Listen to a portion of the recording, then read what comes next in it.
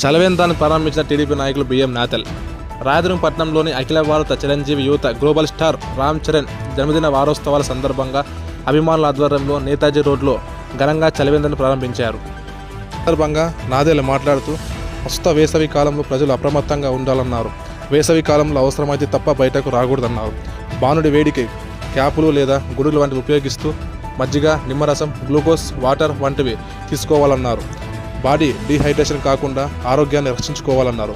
సినీ ప్రముఖులు రామ్ చరణ్ జన్మదిన సందర్భంగా ఈ చలవేంద్రాన్ని ప్రారంభిస్తున్నట్లు తెలిపారు.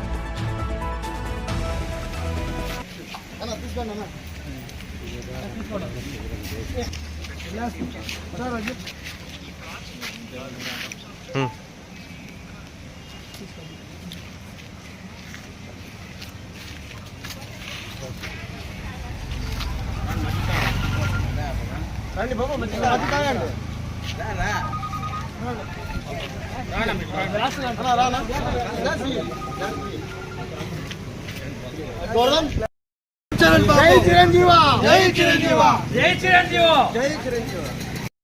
నా పేరు బిఎం నాదల్.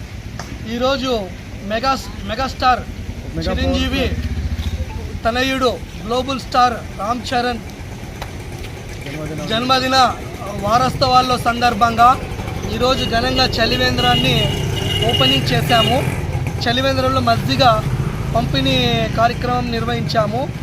ఎండాకాల ప్రభావం ఎక్కువ ఉంది కాబట్టి ప్రజలు కూడా పనులు ఉంటేనే మాత్రం తిరగాలని నేను సజెషన్ ఇస్తున్నాను.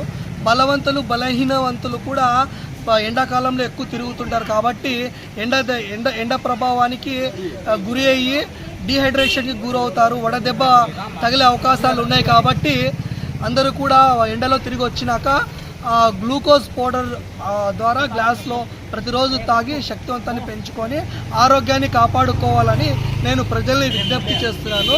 ధన్యవాదాలు.